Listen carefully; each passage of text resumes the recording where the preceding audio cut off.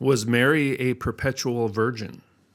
Some people think so. However, the New Testament seems to indicate that Jesus had brothers and sisters. So let's investigate this further.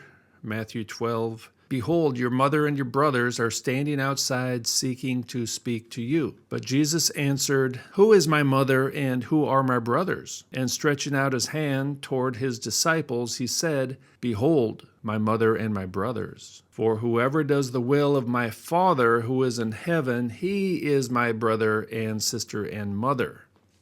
Now, I think for most people, we kind of understand this. It's not that difficult, but it's the Roman Catholics who have a big problem with this, and possibly the Eastern Orthodox churches as well, who believe in the perpetual virginity of Mary. So what the Catholics will do is say, oh, this word brother, well, that means cousin. And in the Eastern Orthodox Church, they say, well, maybe Joseph had children before he met Mary. So these are really stepbrothers. But the text doesn't say that. There's no evidence of that. These are just people making stuff up, twisting the words around and redefining words, because in Greek, there's a different word for cousin, which is used when it's talking about cousins. Now, another issue, why do people have different interpretations of the Bible, is hermeneutics and identifying the difference between literal and figurative or metaphorical language. Most of the time, the word brother actually does not mean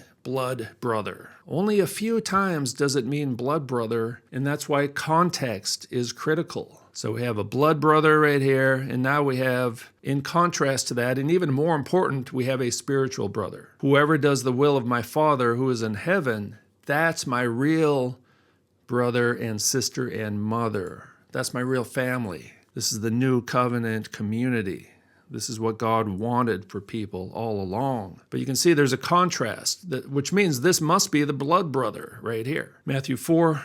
Now as Jesus was walking by the Sea of Galilee, he saw two brothers, Simon, who was called Peter, and Andrew, his brother. Now, most people don't have a problem reading this as blood brothers because there's no preconceived idea that contradicts what the text actually says. Nobody's trying to make this word here into a cousin or a relative or a stepbrother. But if it's talking about the brothers of Jesus, then there's a huge problem for some people. Now here, we have brother used in a more metaphorical way, or a spiritual sense, you could say. First, be reconciled to your brother. The context determines the meaning of most words in any language. That's just how language works. See, the difference here is that his mother is there and his brothers. And then there's a contrast with these mothers and brothers. And what's the difference? These are his disciples. So it identifies that his disciples, and we know his disciples are not his blood relatives. So he's pointing to his disciples. There's a blood brother and there's a spiritual brother, and they're both mentioned in this passage. If you have trouble understanding this, ask a 5-year-old child and they'll explain it to you. I think my cats even understand what this passage means. Matthew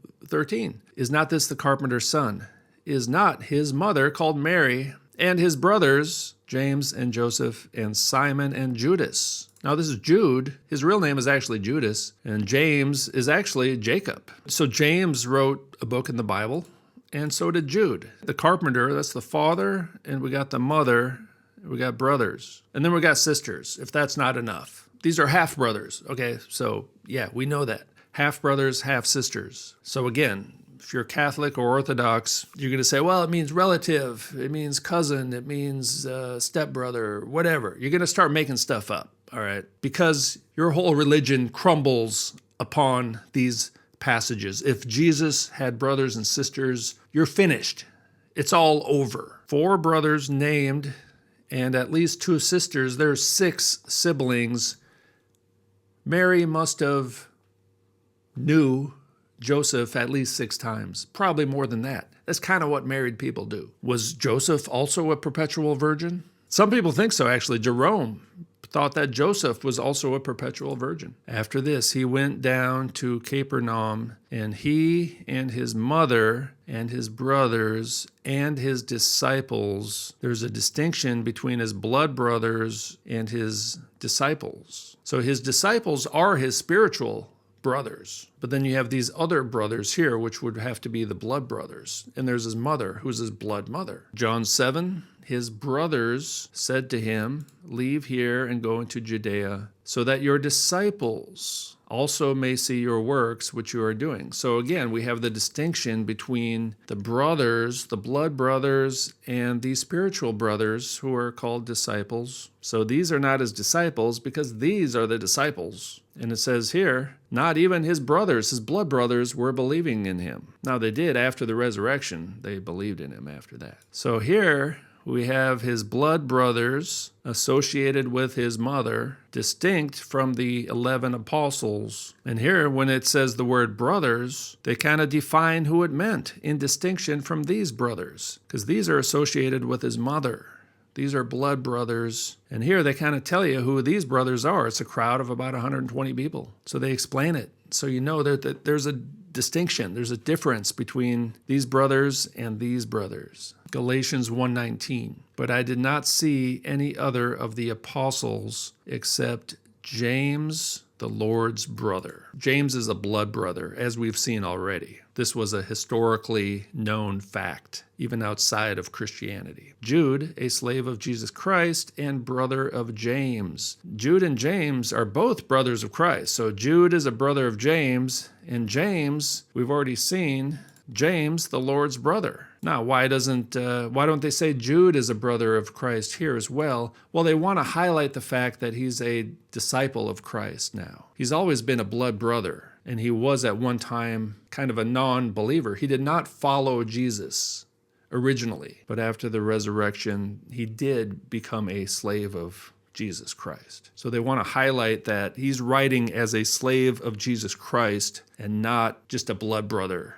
of Jesus Christ. He's writing as a Christian, you could say. And now we have some extra biblical witness by Josephus, first century historian, who provides us with a lot of information about life in the first century, including the destruction of the temple, destruction of Jerusalem. But he mentions Jesus a couple of times, and here's one of them. They brought before them the brother of Jesus, whose name was James. So Josephus was Jewish. He was not a Christian. And as far as people can tell, he didn't get this information from the New Testament. This is just historical information. So this is an important witness to these events that take place in the New Testament from an objective outsider. And he knows as a historical fact that this guy, James, was the brother of Jesus, and Jesus, who is called Christ. And James was accused of breaking the law, and he was stoned to death. So it kind of makes you wonder if James was such a great Torah keeper, as the alleged pseudo-Torah keepers like to say, why did they accuse him of not keeping the Mosaic Covenant Torah? And why did they kill him? So even Josephus is saying that James was the brother of Jesus. And so everyone knew that James was the brother of Jesus. They had the same mother, different father. And here is a witness found in Eusebius, but he's quoting Hegesippus, who wrote in the 2nd century. James, the brother of the Lord, succeeded to the government of the church in conjunction with the apostles. So here you have apostles and you have brother. So it would make sense this is a blood brother. These are the spiritual brothers. These are the apostles. And here's Simeon, the cousin of the Lord. Hegesippus and Eusebius, they know the difference between a brother and a cousin.